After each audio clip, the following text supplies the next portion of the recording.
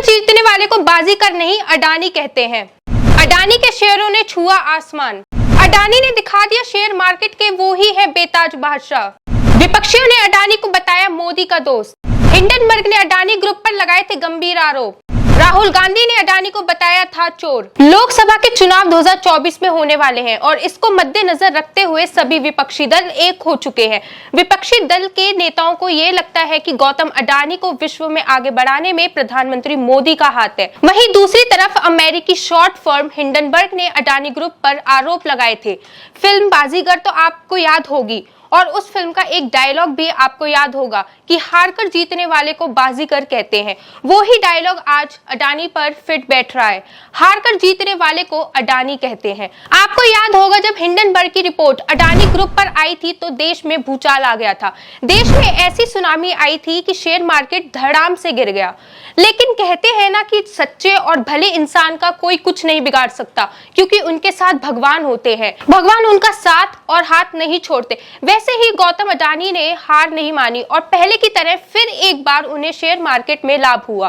गौतम अडानी ने जब भी देश को भरोसा दिलाया और हमेशा जब भी मौका मिलता था देश के लोगों को भरोसा देते थे कि हिंडनबर्ग रिपोर्ट भारत को बदनाम करने की एक सोची समझी साजिश है। उनका ये भरोसा सच भी साबित हुआ जब उनकी कंपनियों के शेयर तेजी से बढ़ने लगे। लोगों का भरोसा अडानी के शेयरों में फिर से बढ़ने लगा।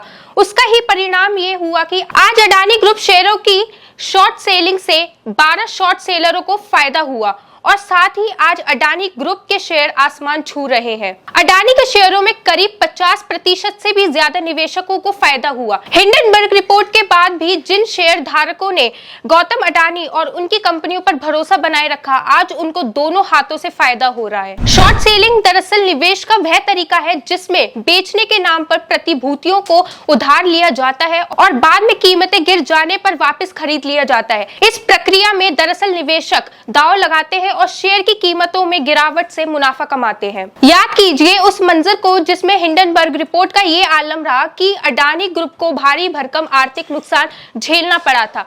एशिया के टॉप बिजनेसमैन का तमगा भी गौतम अडानी को गंवाना पड़ा था। विपक्ष ने खासकर कांग्रेस ने लोकसभा और राज्यसभा दोनों सदनों में हिंडनबर्ग रिपोर्ट को आधार बनाकर मोदी सरकार पर जोरदार हमला बोला था।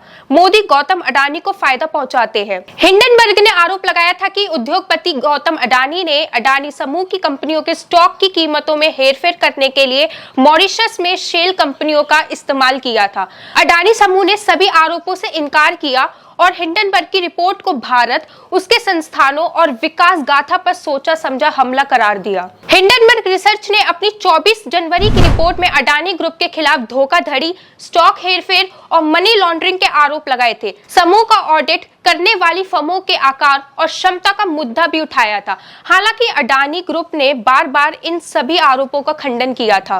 हिंडनबर्ग ने कहा कि ग्रुप की प्रमुख फर्म अडानी एंटरप्राइजेस और अडानी टोटल गैस के लिए स्वतंत्र ऑडिटर शाह धंधरिया नामक एक छोटी सी फर्म है। हिंडनबर्ग ने अपनी रिपोर्ट में कहा था कि शाह धंधरिया की कोई वर्तमान वेबसाइट नहीं है। उसने कहा कि 4 भागीदार और 11 कर्मचारी थे। फर्म ऑफिस का किराया 32,000 रुपए हर महीने देता है। इसका मार्केट कैप 640 मिलियन है। स्टॉक एक्सचेंज फाइलिंग में अडानी टोटल ने कहा कि Messrs Shah Dhandharia and company LLP एक चार्टर्ड अकाउंटेंट्स ने अपनी कंपनी के ऑडिटर से हट चुका है। ये 2 मई 2023 से प्रभावी है। लेटर में ऑडिटर ने कहा कि उसे 26 जुलाई 2022 को 5 साल का दूसरा कार्यकाल दिया गया था और उसने 31 मार्च 2023 को समाप्त वित्तीय वर्ष के लिए कंपनी का ऑडिट पूरा कर लिया है। विपक्षी नेता ने गौतम अडानी को टारगेट करते हुए क्या कहा? कांग्रेस के पूर्व अध्यक्ष राहुल गांधी ने मोदी और अडानी को बदनाम करने का कोई मौका नहीं छोड़ा। फिर वो जनता के बीच जाकर अडानी के नाम पर मोदी सरकार को बदनाम करने का हो या फिर जब भी राहुल गांधी संसद में जाते हैं तो मोदी पर अडानी को लेकर कड़ा प्रहार करने की कोशिश करते थे। राहुल गांधी संसद में कई बार शोर मचाते हुए नजर आए कि मोदी का दोस्त अडानी चोर है। कहा तो ये भी जाता है कि अडानी पर हिंडनबर्ग का आरोप लगाना राहुल गांधी की ही उपज थी। राहुल गांधी जब विदेश गए थे तब उन्होंने कंपनी के मालिक से मुलाकात की थी। उसके बाद से ही हिंडनबर्ग ने अडानी को घेरते हुए अपनी रिपोर्ट को पेश किया था, जिससे भारत में अडानी ग्रुप के शेयर मार्केट में धड़ाम से गिर गए थे। तब मोदी सरकार ही थी जिसने निवेशकों को भरोसा दिलाया था कि जैसे अब तक आपने मुझ पर भरोसा किया है वैसे ही आगे भी करें, मैं किसी के भी पैसे को डूबने नहीं दूंगा। राहुल गांधी के बाद छत्तीसगढ़ के मुख्यमंत्री भूपेश बघेल ने भी अडानी पर निशाना साधते हुए कहा कि जब हम बीजेपी के खिलाफ बोलते हैं तो हम हिंदू विरोधी हो जाते हैं, पीएम मोदी और गृह मंत्री अमित शाह के बारे में बोलते हैं तो राष्ट्र विरोधी हो जाते हैं, और अब इस रिपोर्ट के खिलाफ बोलने पर हम भारत विरोधी हैं। तो भारत कौन है? क्या अडानी भारत है? उन्होंने आगे कहा कि मुझे आशंका है कि हम जो एनपीएस का पैसा मांग रहे थे, लगता है वे पैसे इसी में लगाए गए हैं। एक रिपोर्ट के कारण शेयर मार्केट धड़ाम से गिरा है। इतना होने के बावजूद एलआईसी और एसबीआई का पैसा इसमें डाला जा रहा है, वो चिंता का विषय है। आम आदमी पार्टी के राज्यसभा सांसद संजय सिंह ने अडानी पर आरोप लगाते हुए कहा कि अडानी का घोटाला बहुत बड़ा घोटाला है और ये अडानी तक ही सीमित नहीं है। अडानी ये घोटाला इसलिए कर पाए क्योंकि उन्हें प्रधानमंत्री मोदी का समर्थन प्राप्त है। राज्यसभा में कांग्रेस अध्यक्ष मल्लिकार्जुन खड़गे ने हिंडनबर्ग रिपोर्ट के आधार पर अडानी और मोदी सरकार पर जबरदस्त हमला किया। उन्होंने कहा कि एक व्यक्ति जिसकी संपत्ति 2.5 साल में 13 गुना बढ़ गई, 2014 में 50,000 करोड़ की थी, वह 2019 में 1 लाख करोड़ की हो गई। अचानक ऐसा क्या जादू हुआ कि 12 लाख करोड़ बढ़ गई? हिंडनबर्ग की रिपोर्ट तो है ही जिसे बीजेपी नहीं मानती।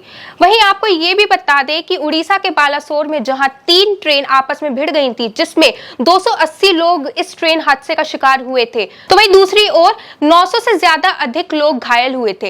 इस हादसे में जिन बच्चों के माँ बाप शिकार हुए थे, उसके बाद वो अनाथ हो गए।